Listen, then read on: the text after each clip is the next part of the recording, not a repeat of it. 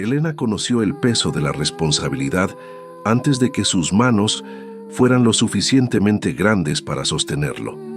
A los 11 años, la tos seca de su madre se llevó el aliento de la casa, dejando un vacío que el tiempo no supo llenar.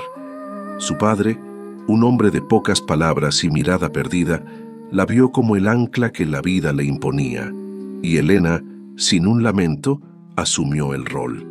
Sus hermanos menores, Marcos y Sofía, eran pequeños barcos a la deriva, y ella, la capitana inesperada. Aprendió a estirar el pan, a remendar la ropa con hilos de colores dispares, a silenciar el hambre con historias inventadas. No hubo tiempo para muñecas ni para los juegos en la plaza del pueblo, donde las risas de otras niñas se mezclaban con el sol de la tarde. Su infancia se tejió con la urgencia de las necesidades ajenas, y su identidad se forjó en el acto constante de dar, sin que nadie le preguntara qué le faltaba a ella. Ahora de continuar quiero hablar contigo que cuidas y siempre has cuidado, de la casa, del marido, de los hijos, de un familiar enfermo. ¿Cuándo fue la última vez que tú te sentiste cuidada? Si esta pregunta resuena contigo, dale me gusta a esta historia. Suscríbete al canal y principalmente, activa la campanita de notificaciones. No querrás perderte las próximas historias, creadas para tocar tu alma y recordarte la fuerza que llevas dentro. Únete a nuestra comunidad y deja que cada relato te inspire a vivir plenamente. Una tarde, poco antes de que su madre partiera, Elena la encontró sentada en la mecedora, con un pañuelo bordado entre los dedos. La madre, con la voz apenas un susurro, le enseñó a preparar su guiso favorito, un plato sencillo de lentejas con hierbas del campo. «Recuerda, mi niña», le dijo, con una debilidad que a Elena le heló el alma. «El secreto está en el cariño que le pones, no en los ingredientes caros. Y un día, tú serás la que ponga ese cariño para tus hermanos».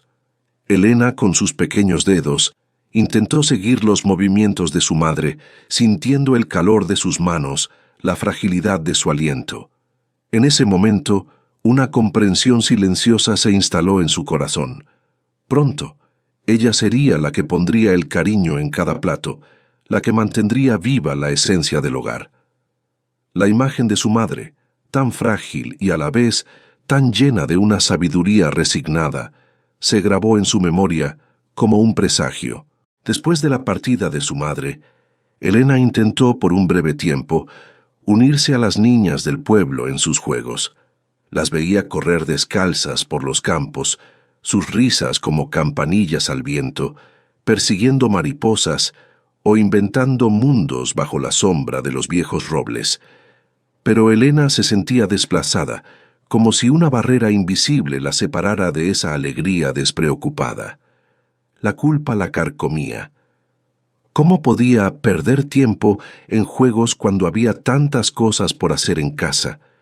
Sus hermanos Marcos y Sofía, aún pequeños, dependían de ella para cada comida, cada prenda limpia, cada historia antes de dormir. Observaba sus risas despreocupadas y sentía un amor profundo, pero también un sutil resentimiento por la infancia que a ella le había sido arrebatada. Su padre, un hombre bueno pero abrumado por la pena, solía decirle: «Elena, eres la fortaleza de esta casa. Tu madre estaría orgullosa de tu sentido del deber».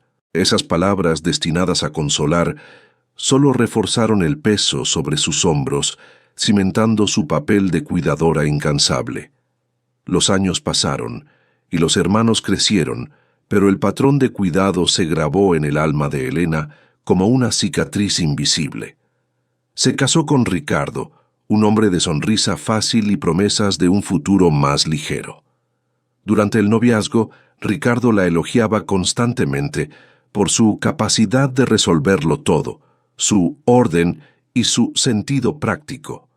Elena, ingenua, interpretaba estos comentarios como halagos, sin percibir la trampa sutil que se tejía a su alrededor.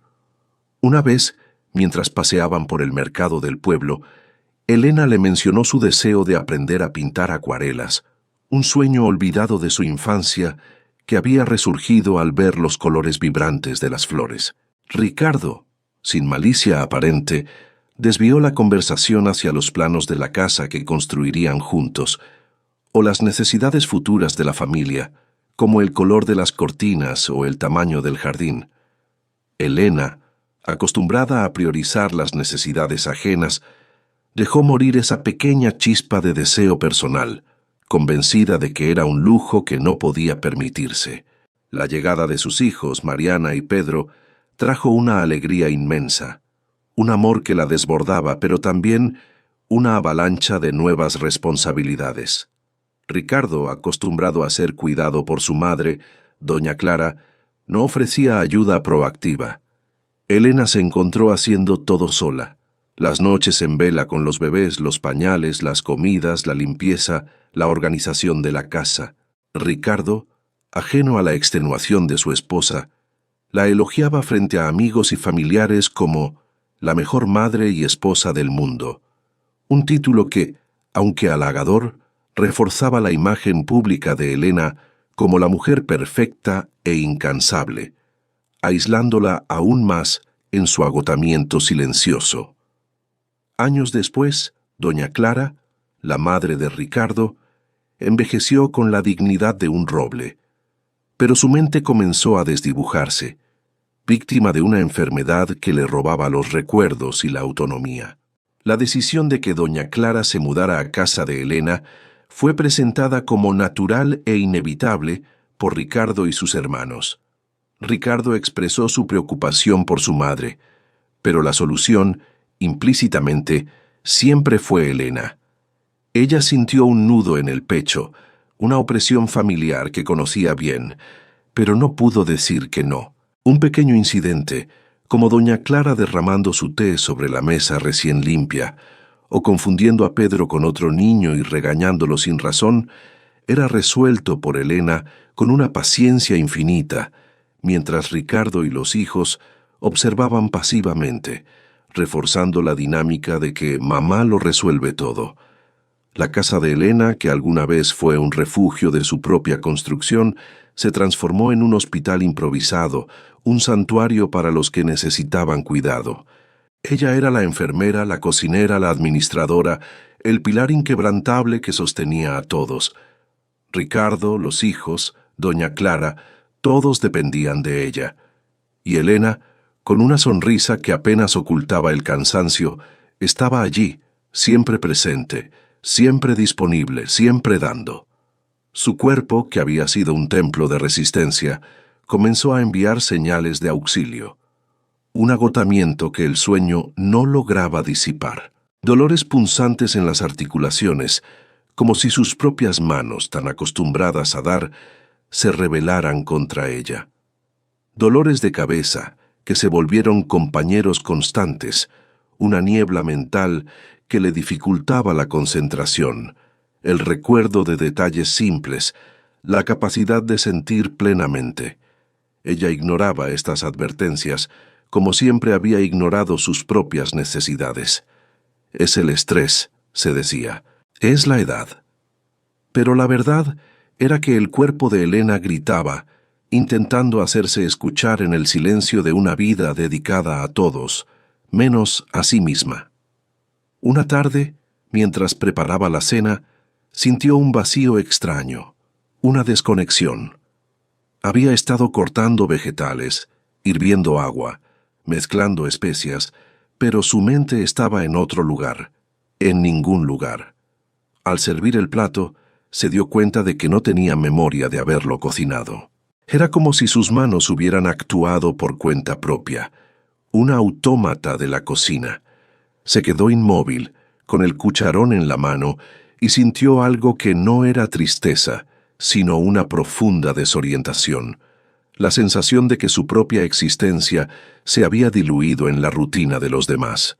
La invisibilidad de Elena no era un manto que ella elegía, sino una piel que le había sido impuesta, capa tras capa, a lo largo de los años. En la mesa, mientras Ricardo hablaba de su día en el trabajo y Mariana y Pedro discutían sobre sus amigos, Elena intentaba a veces compartir un pensamiento, una pequeña observación sobre el jardín o una noticia del pueblo. Pero sus palabras se perdían en el murmullo, interrumpidas por una pregunta de Ricardo sobre dónde estaba su camisa limpia, o por una queja de Pedro sobre la comida. Ella sonreía, asentía, y el silencio volvía a ser su compañero. Se había acostumbrado a que su voz no tuviera eco, a que sus deseos fueran irrelevantes frente a las necesidades de los demás. Ricardo, en su ceguera cómoda, no notaba los pequeños temblores en las manos de Elena cuando servía el café, ni las ojeras profundas que ni el maquillaje más espeso lograba ocultar. Para él, Elena era la constante, el pilar inamovible. Si ella estaba cansada era normal, cosas de mujeres. Si se quejaba de un dolor, era un resfriado, la edad. Nunca se le ocurrió que la fuente de su agotamiento era la carga que él y sus hijos, sin querer, le imponían. La intimidad entre ellos se había desvanecido, reemplazada por la rutina de una convivencia funcional. Ricardo la veía como la gestora de su hogar, la madre de sus hijos, la cuidadora de su madre, pero la mujer, la amante, la compañera, se había perdido en esa maraña de roles. Los hijos, Mariana y Pedro, ya mayores de edad, vivían en su propio universo. Mariana, absorta en sus estudios y su vida social, veía a su madre como la proveedora de todo lo necesario: ropa limpia, comida caliente, dinero para sus salidas. Si necesitaba algo, simplemente lo pedía, con la certeza de que Elena lo resolvería. Pedro, con la energía de sus 16 años, pasaba horas frente a la pantalla de su computadora, ajeno al funcionamiento de la casa. Si su madre le pedía ayuda, respondía con un en un momento que nunca llegaba, o con una excusa que Elena, cansada, terminaba aceptando. Ambos amaban a su madre, a su manera, pero era un amor que no implicaba verla como un ser humano con límites, con necesidades propias. El cuidado de doña Clara era una tarea monumental. La suegra, en sus momentos de lucidez, podía ser demandante, crítica, y en sus momentos de confusión se volvía impredecible, a veces agresiva.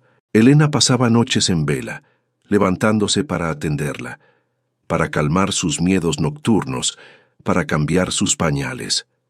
La falta de sueño se acumulaba, minando su resistencia. Había días en que Elena se sentía como un autómata, moviéndose por inercia, sin sentir nada, solo el peso de la obligación. Se miraba en el espejo y veía una extraña, una mujer cuyos rasgos se confundían con la extenuación, sin brillo en los ojos, sin un contorno propio. Una tarde, mientras preparaba la cena, sintió un vacío extraño, una desconexión. Había estado cortando vegetales, hirviendo agua, mezclando especias, pero su mente estaba en otro lugar, en ningún lugar. Al servir el plato, se dio cuenta de que no tenía memoria de haberlo cocinado. Era como si sus manos hubieran actuado por cuenta propia, una autómata de la cocina. Se quedó inmóvil, con el cucharón en la mano, y sintió algo que no era tristeza, sino una profunda desorientación. La sensación de que su propia existencia se había diluido en la rutina de los demás. Esa noche, el dolor en el pecho, que antes era una punzada ocasional, se volvió una presión constante, un nudo apretado que le robaba el aliento. Ignoró la señal, como siempre. Se tomó un analgésico y se acostó, esperando que el sueño, ese esquivo compañero, la llevara lejos de la realidad. Pero el sueño no llegó. La presión en el pecho se intensificó, irradiando hacia el brazo izquierdo. Un sudor frío le empapó la frente. Se levantó con dificultad, el corazón latiéndole desbocado, un ritmo caótico que anunciaba el desastre. Intentó llegar a la cocina para beber agua, pero sus piernas flaquearon. Cayó de rodillas en el pasillo oscuro, el aire abandonando sus pulmones en un gemido ahogado. El mundo se volvió negro. El grito de Mariana al encontrar a su madre tendida en el pasillo rompió el silencio de la madrugada como un cristal. Ricardo y Pedro se despertaron sobresaltados, el pánico pintado en sus rostros. La imagen de Elena, pálida, con los labios azulados y la respiración apenas perceptible, los golpeó con la fuerza de un rayo. Ricardo, con las manos temblorosas, llamó al doctor Ernesto, el médico del pueblo, cuya voz, aunque calmada, no logró disipar el terror que se había apoderado de la familia. El doctor Ernesto llegó en minutos, su rostro grave al examinar a Elena. Con la ayuda de Ricardo y Pedro, la subieron a la camioneta del médico, que se convirtió en una ambulancia improvisada. El viaje hasta el hospital de la ciudad vecina, a 1 hora de distancia, fue una eternidad de solabancos y un silencio cargado de tensión. Ricardo, al volante, sentía el peso de cada kilómetro, cada segundo, como una condena. Mariana lloraba en el asiento trasero, sosteniendo la mano inerte de su madre. Pedro, mudo, miraba por la ventana, el rostro contraído por el miedo. En el hospital, el equipo médico actuó con rapidez y eficiencia. Elena fue llevada de urgencia a la sala de emergencias. El diagnóstico llegó, pesado como una losa: infarto agudo de miocardio, desencadenado por el estrés crónico y la extenuación. Su corazón, comprometido por años de sobrecarga, había cedido. Necesitaba un cateterismo de emergencia. La noticia golpeó a Ricardo y a los hijos con la fuerza de un tsunami. Elena, la inquebrantable, la eterna, estaba al borde de la muerte. Mientras Elena era sometida al procedimiento, Ricardo, Mariana y Pedro esperaban en la sala de espera, sumidos en un silencio de culpa y desesperación. Las horas se arrastraron. Finalmente, el médico salió con el rostro cansado, pero con una leve sonrisa. «El cateterismo fue exitoso», dijo. «Logramos estabilizarla, pero su corazón está comprometido. Necesitará un largo período de recuperación y un cambio radical en su vida». Ha estado bajo un estrés inmenso. Elena despertó en una cama de hospital, rodeada de máquinas que emitían pitidos suaves y luces intermitentes. La sensación inicial fue de dolor, un dolor sordo en el pecho, pero debajo de él, algo más, una extraña paz. Por primera vez en décadas ella no estaba cuidando, estaba siendo cuidada. Enfermeras de voz suave entraban y salían, cambiando sus sábanas, midiendo su presión, trayéndole agua y comida. Médicos le hablaban en voz baja, explicando los procedimientos, preguntando sobre su dolor. Sentía las manos suaves en su frente, el toque gentil en su brazo. En medio de la fragilidad y el miedo, encontró un consuelo inesperado, una quietud que provenía de no tener que ser fuerte, de no tener que proveer, de no tener que pensar en nadie más que en sí misma. Era la sensación de ser vista, no por sus tareas, sino por su vulnerabilidad. En su semiconsciencia, Elena revivía fragmentos de su vida. La cocina siempre llena, las montañas de ropa, los gritos de doña Clara, las demandas de Ricardo, las peticiones de los hijos. Y ahora, aquí, en esta cama de hospital, el silencio era diferente.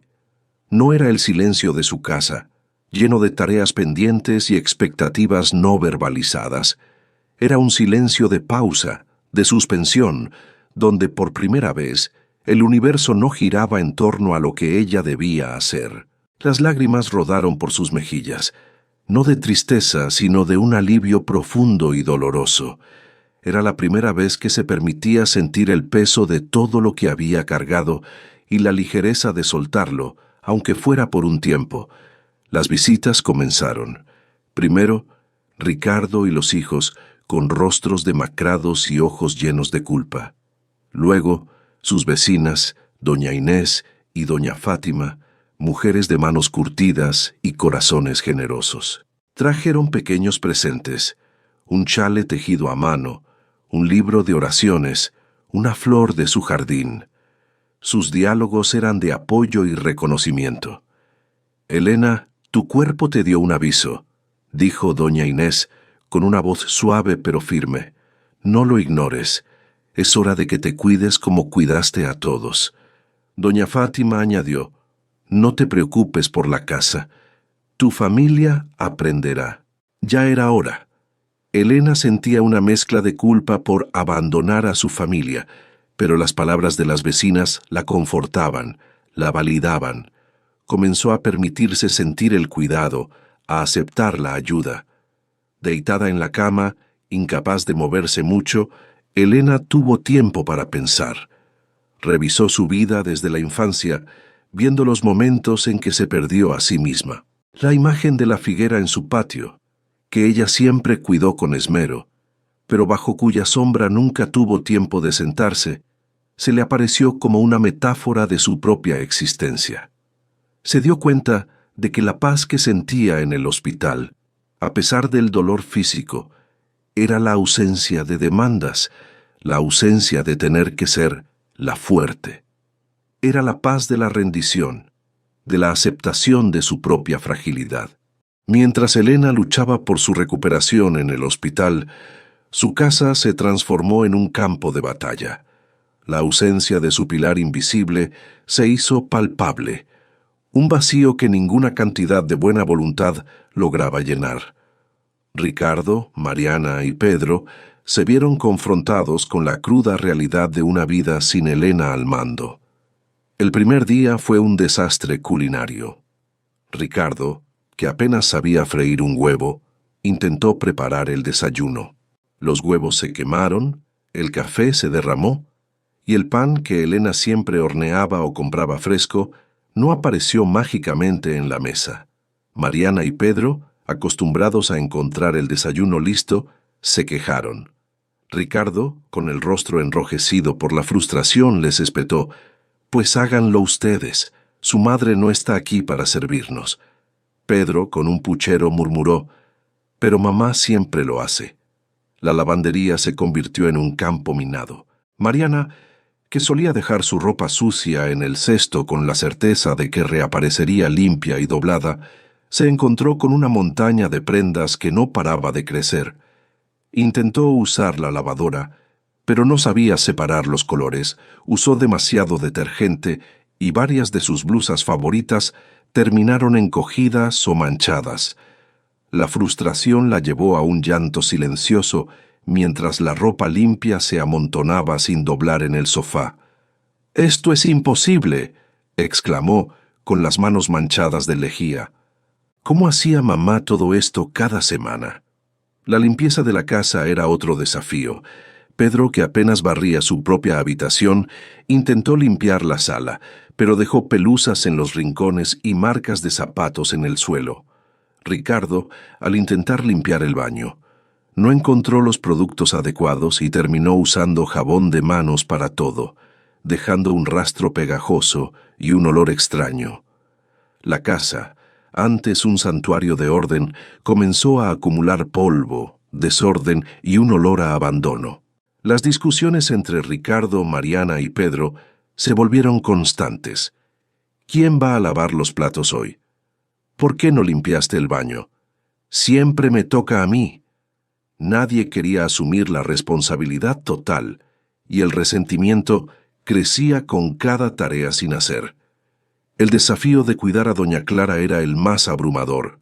La suegra, en su confusión, extrañaba a Elena y se negaba a cooperar con Ricardo o los niños. Se negaba a comer la comida que Ricardo preparaba. Lloraba por Elena, y a veces se volvía agresiva, empujando las manos de Mariana cuando intentaba ayudarla a vestirse.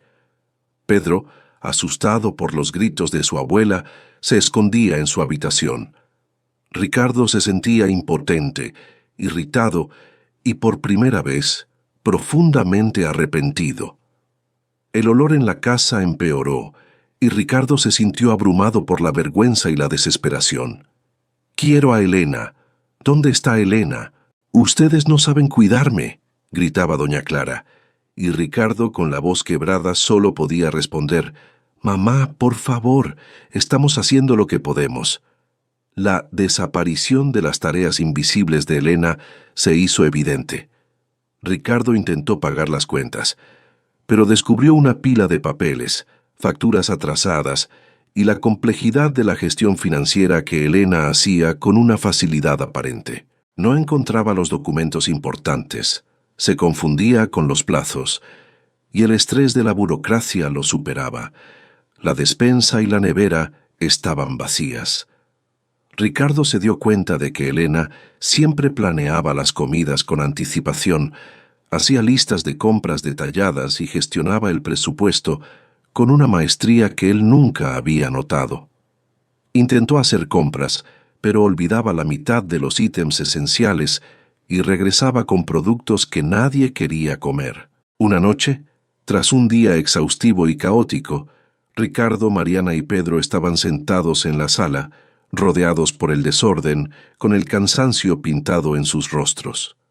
La casa, antes un refugio, parecía un barco a la deriva. Ricardo, con la voz ronca por la emoción, rompió el silencio. Nunca imaginé lo que tu madre hacía por nosotros. Era todo, y nosotros no veíamos nada. Mariana, con lágrimas en los ojos, asintió. Papá, yo la traté tan mal, siempre pidiendo, nunca dando.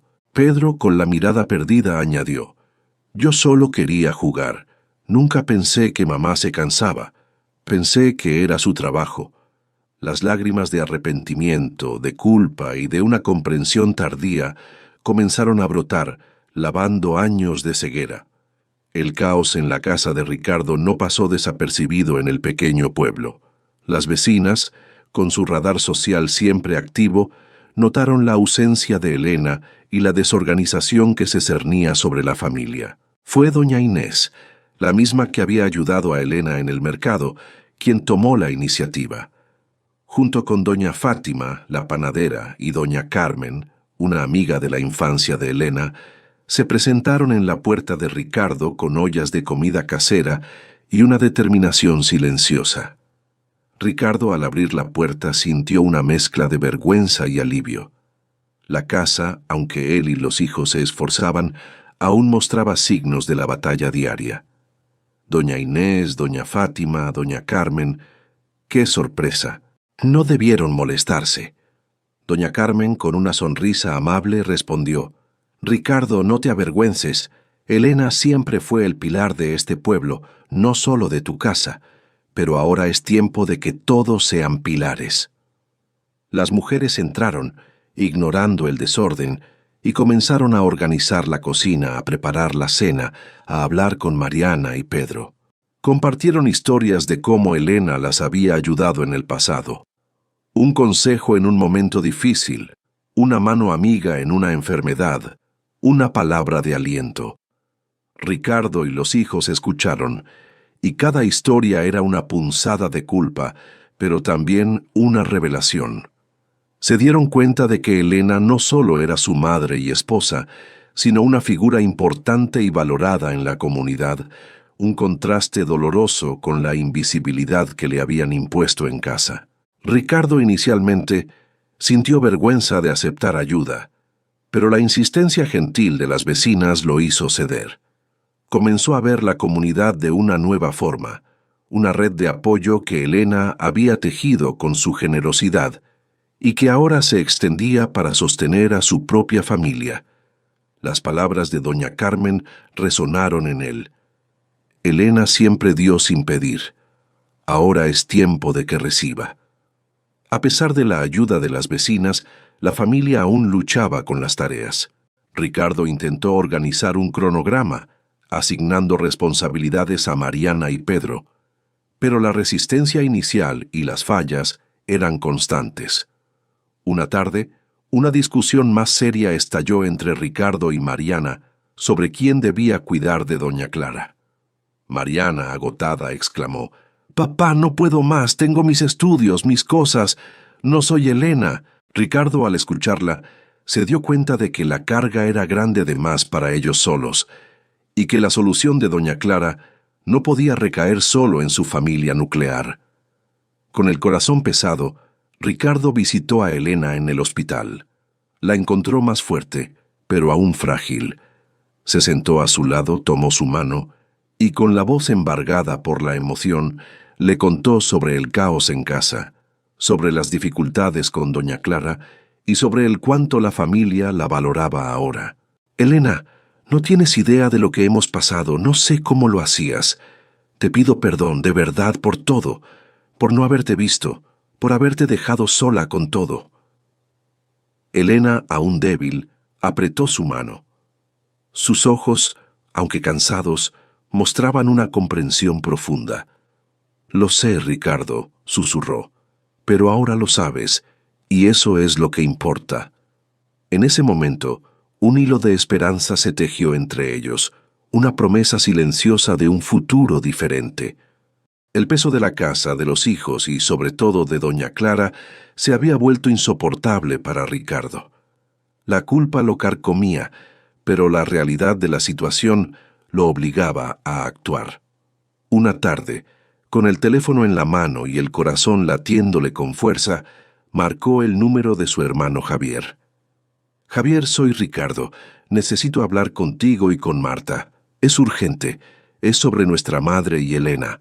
Javier, el hermano del medio, siempre había sido el más escurridizo, el que encontraba excusas para evitar las responsabilidades familiares. Su voz al otro lado de la línea sonó distante, teñida de una preocupación superficial. «Ricardo, ¿qué pasa? ¿Elena está peor? Sabes que estoy muy ocupado con el trabajo. Tengo un viaje la próxima semana». Ricardo interrumpió, su voz firme, con una autoridad que rara vez usaba. «Javier, Elena casi muere. Un infarto. Y nuestra madre necesita atención constante que no podemos darle ahora. La casa es un caos. Necesito que vengas, que vengan los dos. Es hora de que hablemos de esto en serio. No es una petición, es una exigencia». La conversación con Marta, la hermana menor, fue diferente. Marta, aunque vivía en otra ciudad y tenía sus propios hijos pequeños, siempre había sido más empática. Sin embargo, la idea de asumir el cuidado de doña Clara la llenaba de temor. «Ricardo, lo siento tanto por Elena, pero ¿yo? ¿Cómo podría? Mis hijos son pequeños, mi casa es pequeña, apenas puedo con lo mío. Sabes que mi esposo trabaja mucho y yo no tengo ayuda». Ricardo escuchó sus excusas, pero no cedió. «Marta, no te estoy pidiendo que lo hagas sola. Estoy pidiendo que hablemos, que encontremos una solución. Nuestra madre es nuestra responsabilidad, no solo de Elena. Y ahora Elena necesita recuperarse, necesita paz, necesitamos un plan, y lo necesitamos ahora». Finalmente, después de varios días de insistencia y ante la gravedad de la situación de Elena, Javier y Marta accedieron a reunirse en la casa de Ricardo. La atmósfera era tensa. La casa, aunque Ricardo y los hijos se esforzaban, aún mostraba signos del caos reciente. Una pila de ropa sin doblar en el sofá, el fregadero con algunos platos, el aire cargado de una ansiedad palpable. Ricardo, con el rostro cansado y los ojos hundidos, fue directo. «Elena está en el hospital. Su corazón está comprometido. El médico dijo que fue por estrés, por la sobrecarga, por cuidar de todos nosotros y especialmente de nuestra madre». Señaló la silla vacía donde solía sentarse doña Clara. «No podemos seguir así. Necesitamos un plan para nuestra madre, un plan real, un plan que nos involucre a los tres». Javier, incómodo, se removió en su asiento. «Pero, Ricardo, Elena siempre ha sido tan buena con mamá. Ella lo hace tan bien, y nosotros siempre le hemos agradecido». Su voz sonaba a excusa barata. Marta, con lágrimas en los ojos, interrumpió a Javier. Javier, por favor, ¿no ves lo que pasó? Elena casi muere por nuestra culpa, por dejarle toda la carga. Mamá es nuestra madre. No podemos seguir esperando que Elena lo resuelva todo. ¿Qué clase de hijos somos? La discusión se prolongó durante horas. Ricardo, armado con la nueva perspectiva que la ausencia de Elena le había dado, no permitió que sus hermanos se evadieran. Les mostró las facturas, les habló de las noches sin dormir, de la dificultad de alimentar a doña Clara, de su confusión y sus demandas. Les hizo ver, con una claridad brutal, la magnitud del trabajo que Elena había realizado sola. Les recordó que Elena no era una empleada, sino su esposa y la madre de sus hijos, y que el cuidado de doña Clara era una responsabilidad compartida por los tres hermanos. Les presentó un presupuesto de lo que costaría una cuidadora profesional, y la cifra los dejó en silencio. Finalmente, Marta, con un suspiro profundo, tomó una decisión. Está bien, yo me llevaré a mamá por un tiempo. Mi casa es pequeña. Será difícil, pero no puedo vivir sabiendo que Elena casi muere por nuestra irresponsabilidad. Javier, tú tendrás que ayudar económicamente con los gastos de mamá y venir los fines de semana para relevarme. Y Ricardo, tú también. No podemos dejarla sola de nuevo. Es nuestra madre y es nuestra responsabilidad. Javier, aunque a regañadientes, asintió. La culpa, por fin, había logrado perforar su armadura de indiferencia. La decisión de Marta fue un punto de inflexión, no solo para doña Clara, sino para la dinámica familiar de los hermanos de Ricardo. Por primera vez, la responsabilidad del cuidado se compartiría, aunque fuera por la fuerza de una tragedia. El día en que Elena recibió el alta hospitalaria fue agridulce. Sentía una mezcla de alivio por dejar las paredes blancas y los pitidos constantes, y un temor sutil por regresar a la vida que casi la consume. Ricardo, Mariana y Pedro la esperaban en la puerta del hospital, sus rostros marcados por el cansancio, pero iluminados por una alegría genuina. El coche de Ricardo, inusualmente limpio, estaba lleno de flores y pequeños regalos de las vecinas. El sol brillaba, pero Elena sentía una mezcla de alegría y aprehensión. Ricardo, con una ternura que no le era habitual, abrió la puerta del coche para ella, un gesto que él no hacía desde hacía años. «Mi amor, bienvenida a casa. Te hemos extrañado tanto». Al llegar a casa, Elena notó la diferencia. La casa no estaba impecable como ella la dejaba, pero estaba visiblemente limpia y ordenada. Había un olor a comida casera, aunque un poco quemada, y las camas estaban hechas, aunque no con su perfección habitual. Mariana y Pedro la recibieron con abrazos apretados y un pastel casero, un poco torcido pero lleno de intención. «Bienvenida a casa, mamá», exclamó Mariana. «Hicimos lo que pudimos». Pedro, con una sonrisa tímida, añadió: «Y papá cocinó, varias veces». Elena sintió un calor en el corazón, una emoción que la desbordaba. Lo más notable fue el silencio. Un silencio diferente, no el de la ausencia, sino el de la calma. Doña Clara no estaba. Ricardo, con la voz suave, le explicó la decisión de Marta. «Mi hermana se llevó a nuestra madre, Elena. Ella la cuidará por un tiempo, y nosotros nos encargaremos de la casa. Tú solo tienes que descansar, Elena. Solo tienes que recuperarte. Hemos aprendido mucho, te lo prometo». Elena lo miró, y en sus ojos encontró no solo el arrepentimiento, sino también una nueva determinación. Era un Ricardo diferente, un hombre que había sido forzado a ver, a aprender, a crecer. Los primeros días en casa fueron una mezcla de alivio y adaptación. Elena se movía con lentitud, su cuerpo aún resentido. Observaba a Ricardo y a los hijos en sus nuevas tareas. Ricardo, con torpeza inicial, preparaba las comidas, consultando recetas en un viejo libro de cocina y quemando alguna que otra sartén, pero siempre con una sonrisa de esfuerzo. Mariana se encargaba de la limpieza y la lavandería, y Pedro, con una disciplina sorprendente, mantenía su habitación impecable y ayudaba con las compras. La casa, antes un espacio donde Elena era la única orquestadora, ahora era un coro desafinado, pero con una melodía de esfuerzo y colaboración. La tentación de intervenir era constante para Elena. Veía a Ricardo dejar un trapo húmedo sobre la mesa, a Mariana doblar la ropa de forma descuidada, a Pedro olvidar una tarea. Su instinto de control, forjado por años de perfección autoimpuesta, gritaba. Pero se recordaba las palabras del médico. Estrés, descanso, cambio radical. Se forzaba a respirar hondo, a soltar. Era difícil, doloroso incluso, ver las cosas hechas de otra manera, pero la paz que sentía al no tener que hacerlas era un bálsamo.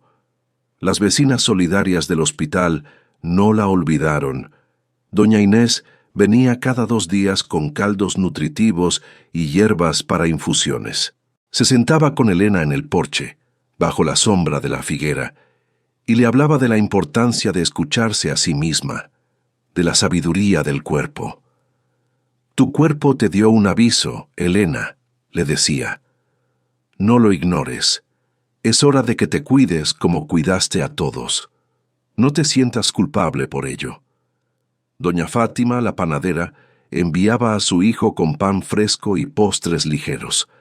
Estas pequeñas atenciones, gestos de cuidado desinteresado, eran un bálsamo para el alma de Elena.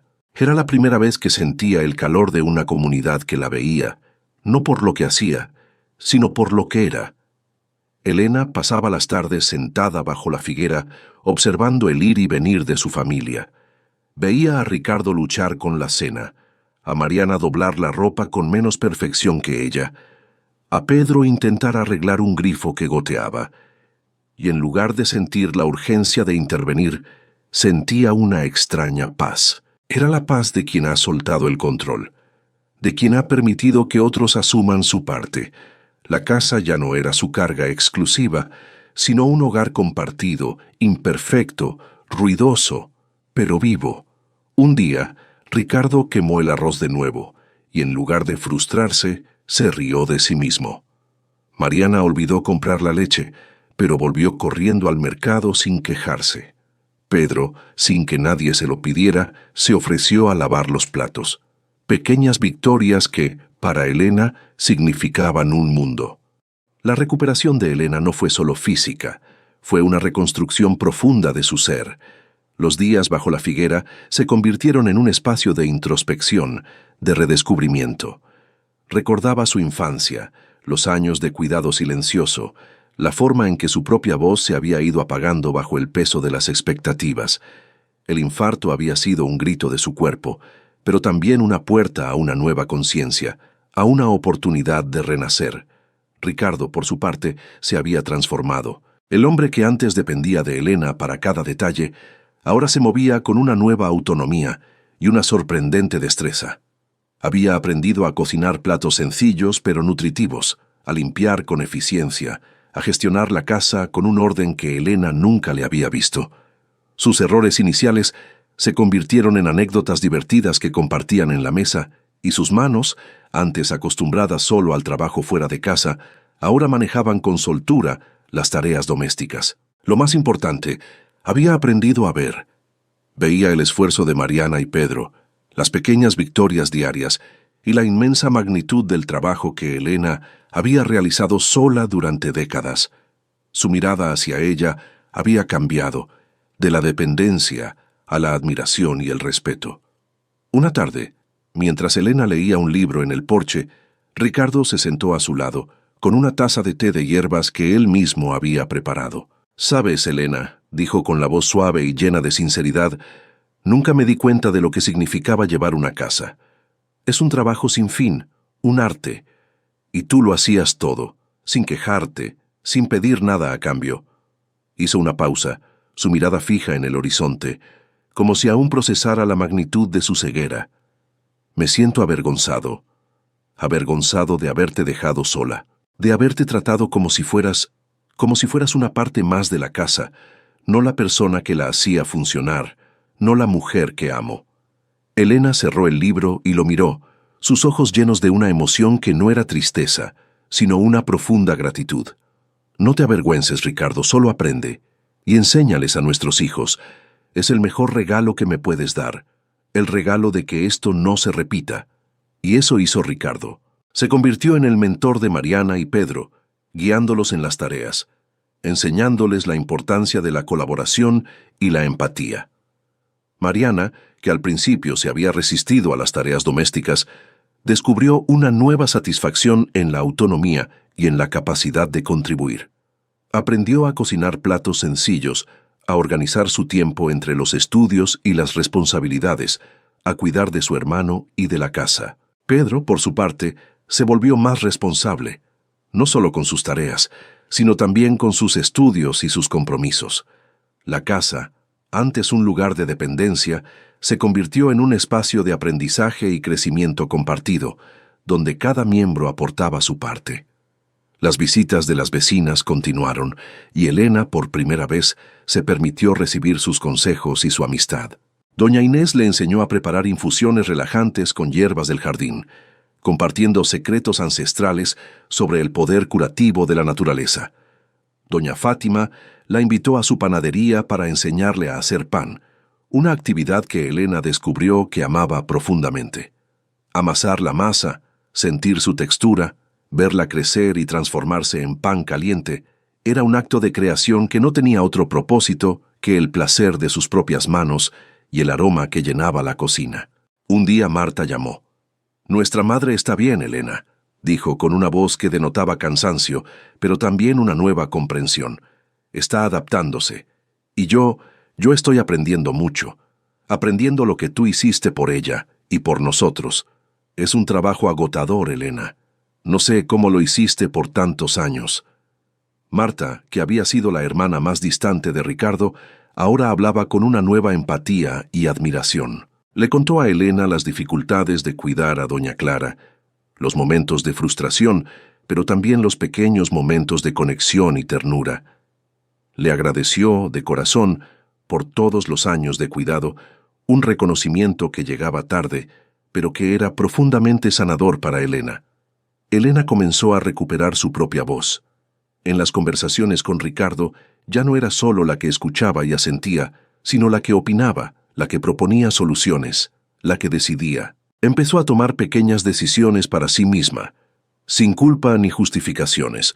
Un paseo sola por el campo, la compra de un nuevo libro de poesía, un día entero dedicado a descansar sin interrupciones. Eran pequeños actos de autoafirmación, pasos lentos pero firmes hacia la recuperación de su identidad.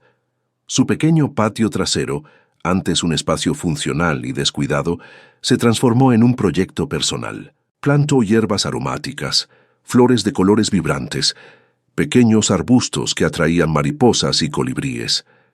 Ricardo, al ver su entusiasmo, le construyó un pequeño invernadero con maderas recicladas, un santuario verde donde Elena podía pasar horas. Mariana y Pedro la ayudaban a regar, a remover la tierra, a plantar nuevas semillas. Era un trabajo compartido, pero esta vez el propósito era el placer de Elena, la expresión de su propia creatividad y su conexión con la vida. El jardín de Elena se convirtió en un reflejo de su alma, un espacio de belleza, de crecimiento, de vida renovada. Ricardo y los hijos se esforzaban cada día por mantener sus promesas y la comunicación había reemplazado al silencio. Sin embargo, una pieza clave en este nuevo equilibrio aún estaba en el aire: doña Clara. Aunque Marta había asumido su cuidado, la distancia y la rutina de la recuperación de Elena habían mantenido a la abuela un tanto al margen de esta transformación. Fue una tarde de martes, mientras Elena regaba sus hierbas aromáticas y Ricardo leía el periódico en el porche, que el teléfono sonó. Ricardo atendió, y la voz de Marta, al otro lado de la línea, sonaba tensa, al borde del llanto. «Ricardo, soy yo. Necesito que vengas, o que Elena venga. Mamá, mamá no para de llorar. Lleva horas llamando a Elena. Ricardo frunció el ceño. Su corazón se encogió. Pero Marta, ¿qué pasó? ¿Está peor? No lo sé, Ricardo. No es la confusión habitual. Es diferente. Está desesperada. Dice que quiere a Elena, que solo Elena la entiende.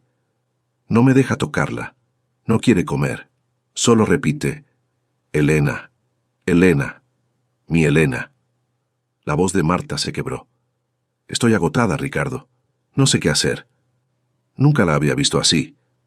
Elena, que había escuchado parte de la conversación, se acercó, su rostro reflejando preocupación.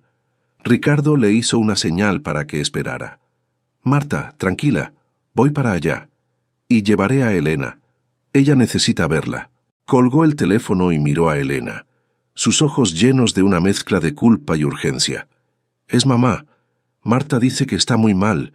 Llora y solo te llama a ti. Dice que solo tú la entiendes. Un escalofrío recorrió a Elena. A pesar de todo el peso que doña Clara había representado, había un lazo, una conexión profunda que ni la enfermedad ni la distancia habían podido romper. Vamos, Ricardo. Ella me necesita. Mariana y Pedro, que estaban en la sala, escucharon la conversación y se acercaron, sus rostros pálidos. «Mamá, ¿vamos contigo?», preguntó Mariana. Pedro asintió con una seriedad inusual. Ricardo dudó por un momento, pero luego asintió. «Sí, vengan. Es importante que todos estemos allí». El viaje a casa de Marta fue silencioso, cargado de una expectativa ansiosa. Elena sentía una punzada de dolor en el pecho, no por su corazón, sino por la angustia de doña Clara. Al llegar, Marta los recibió en la puerta, con los ojos hinchados y el cabello revuelto. «Gracias por venir. No sé qué más hacer». Entraron a la casa, y el sonido del llanto de doña Clara los golpeó. Estaba sentada en su sillón favorito, acurrucada, con el rostro hundido entre las manos, un lamento constante escapando de sus labios. «Elena, mi Elena, ¿dónde estás? Nadie me entiende. Nadie me cuida como tú». Ricardo se acercó a su madre, intentando consolarla. «Mamá, estoy aquí. Soy Ricardo. Marta está aquí. Estamos contigo». Pero doña Clara lo apartó con un gesto débil, su mirada perdida. Fue Elena quien se acercó lentamente. Se arrodilló frente al sillón, tomando las manos temblorosas de doña Clara. «Aquí estoy, doña Clara. Soy Elena. Estoy aquí». Al sentir el toque familiar, doña Clara levantó la cabeza. Sus ojos, antes llenos de confusión y tristeza, se fijaron en Elena con una claridad sorprendente, un lapso de lucidez que dejó a todos sin aliento. Una sonrisa tenue apareció en sus labios y sus manos apretaron las de Elena con fuerza. «Elena, mi Elena, por fin. Te extrañé tanto, mi niña. Nadie me entiende como tú. Nadie me cuida como tú». Su voz, aunque débil, era firme, llena de una convicción que no se veía en meses.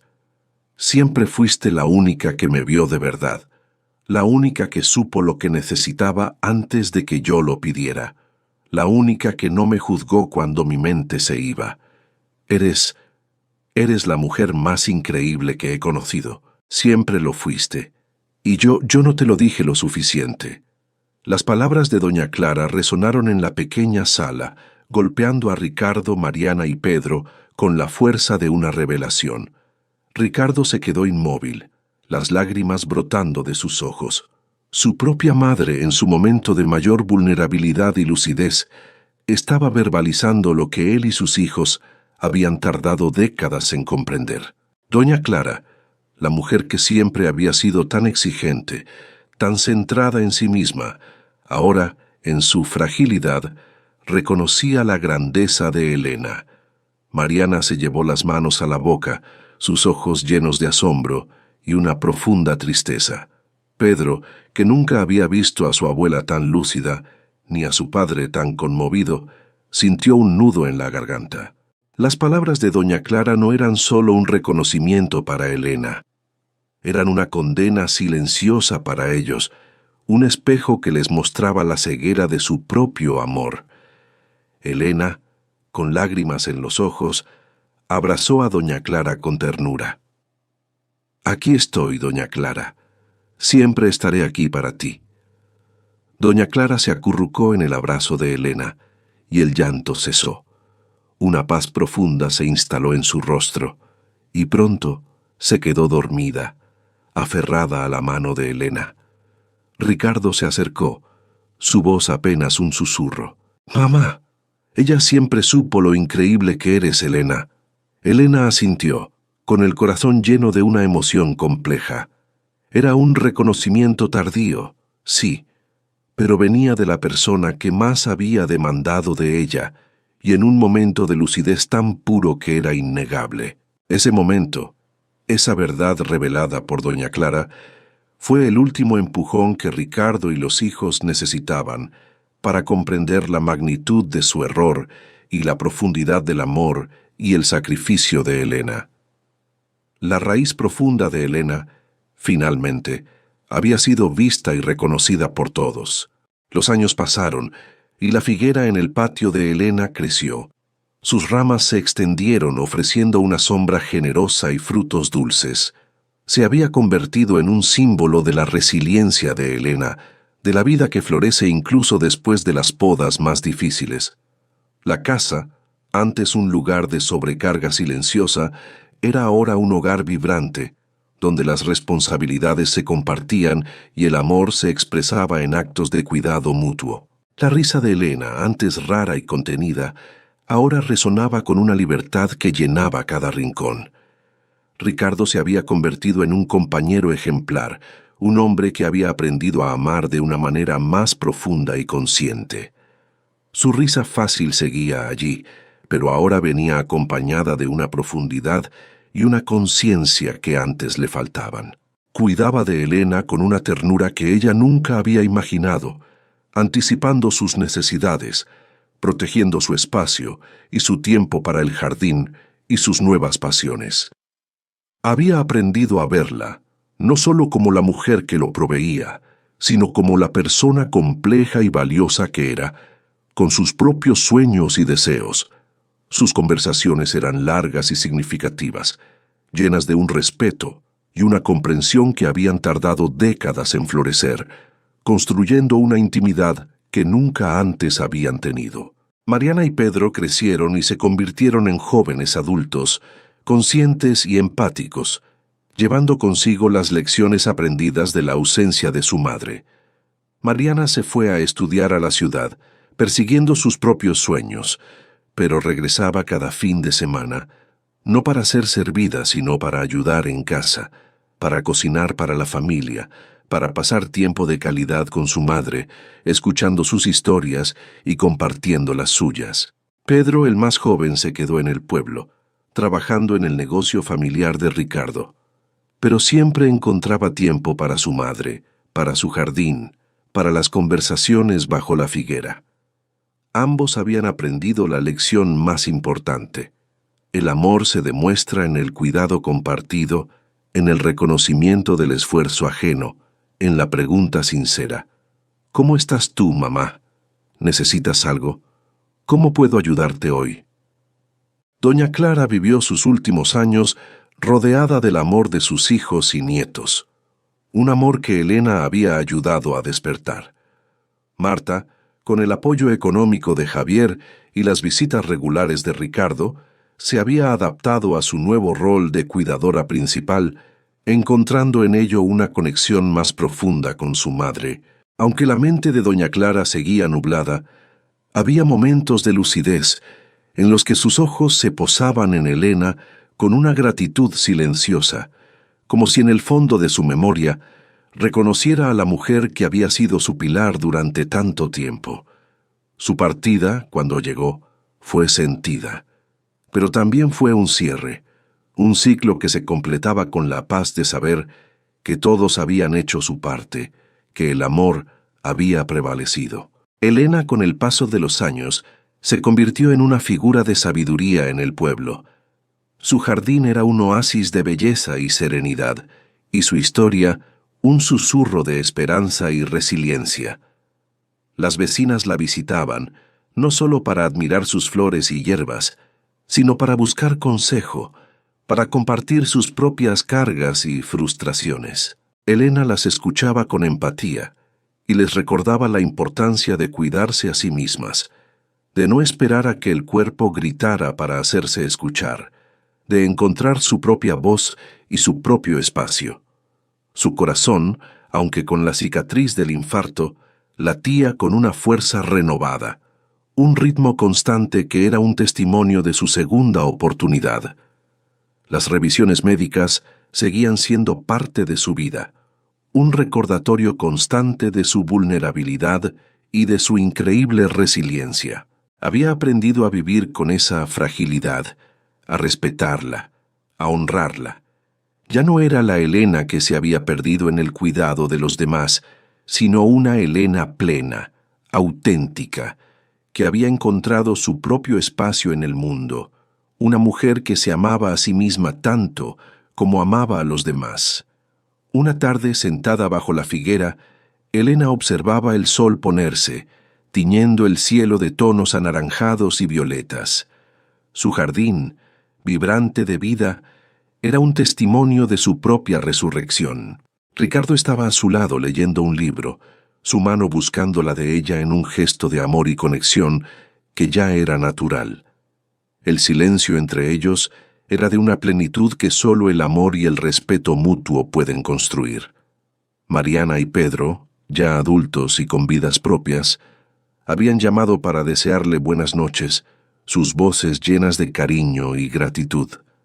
Elena cerró los ojos y dejó que el viento suave acariciara su rostro. En su mente revisó su viaje, el infarto, la oscuridad del hospital, la inesperada sensación de ser cuidada por primera vez. Pensó en las vecinas, en sus palabras de aliento, en sus gestos de cariño que la hicieron sentir parte de algo más grande.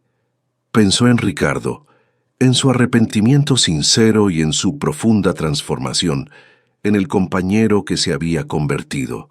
Pensó en sus hijos, en su despertar a la realidad del cuidado y en su crecimiento hacia la empatía. El infarto había sido un punto de quiebre, un evento traumático que la había llevado al borde del abismo. Pero, paradójicamente, también fue el catalizador de una profunda transformación. Fue el grito de su cuerpo, el último recurso para hacerse escuchar, para reclamar su propia existencia. Y ese grito había sido escuchado. Su corazón, aunque con una cicatriz, latía con un ritmo constante, lleno de gratitud y de una paz que nunca antes había conocido. Había aprendido que el amor no es sacrificio silencioso, sino reconocimiento mutuo, que cuidar de los demás es importante, pero que cuidarse a sí misma es fundamental, y que la vida, incluso después de la tormenta más oscura, puede florecer de nuevo, más fuerte, más hermosa, más auténtica. Elena había encontrado su raíz profunda, la esencia de quien era, y la había nutrido con amor propio y el cuidado compartido de quienes la rodeaban. Querida amiga, querido amigo, si has llegado hasta aquí es porque la historia de Elena ha tocado una fibra real dentro de ti. Quizás conoces el peso de ser la persona que siempre cuida, que siempre resuelve, que siempre está disponible, hasta que el cuerpo y el alma gritan por un descanso.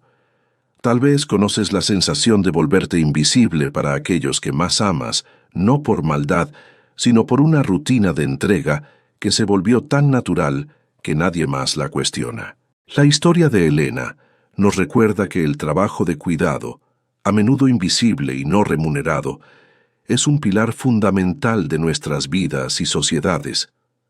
Pero también nos alerta que este pilar no puede ser sostenido por una sola persona indefinidamente.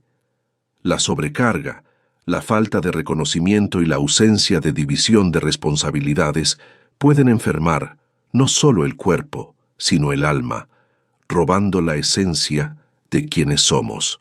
El cuerpo de Elena gritó de una forma que no pudo ser ignorada, un infarto que la llevó al borde de la muerte, pero que, paradójicamente, la trajo de vuelta a la vida.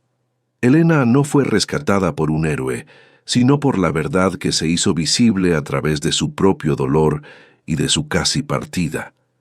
Ella nos enseña que es necesario gritar, incluso en silencio, para que el mundo vea lo que está sucediendo, que es necesario permitirse ser vista, permitirse recibir, y permitirse tener un espacio que sea solo suyo. En el hospital, experimentó el cuidado por primera vez, y esa sensación, en medio de la fragilidad, fue un bálsamo para su alma exhausta. El infarto de Elena fue un catalizador, una advertencia de que el amor que no ve, que no reconoce, que no comparte, no es sostenible, y que la sanación comienza cuando las responsabilidades se dividen, cuando las voces son escuchadas, y cuando el valor de quien cuida es finalmente reconocido. El arrepentimiento de Ricardo y de los hijos, nacido del caos y del miedo a perderla, fue el primer paso hacia una nueva forma de amar y de vivir. Y ahora un mensaje para ti, que quizás has sido cuidado sin darte cuenta, o que has visto a alguien como Elena en tu propia vida. No esperes a que el cuerpo de quien te cuida grite, a que la enfermedad o el agotamiento extremo sean el único camino para que la verdad se haga visible. Mira a tu alrededor. Observa el trabajo invisible, el esfuerzo constante, el amor silencioso. Ofrece tu ayuda, no como un favor, sino como una responsabilidad compartida.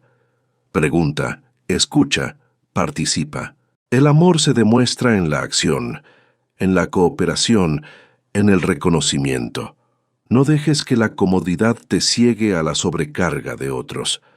Tu participación es vital para la salud y el bienestar de quienes te rodean. Y para ti, que cuidas incansablemente, que te has sentido invisible, que has sacrificado tu propio bienestar por el de los demás. Tu historia aún se está escribiendo. Y si la de Elena te recordó que mereces ser vista, que mereces tener tu propio espacio, que mereces que el peso sea compartido y que el amor verdadero florece en la reciprocidad y el reconocimiento, entonces ella cumplió su propósito. No esperes que tu cuerpo grite, comienza a verte ahora, comienza a permitirte ser vista, comienza a pedir lo que mereces, porque quien cuida de todos también merece ser cuidada. ¿Cuándo fue la última vez que te sentiste verdaderamente cuidada? La respuesta, querido amigo, querida amiga, está en cada uno de nosotros.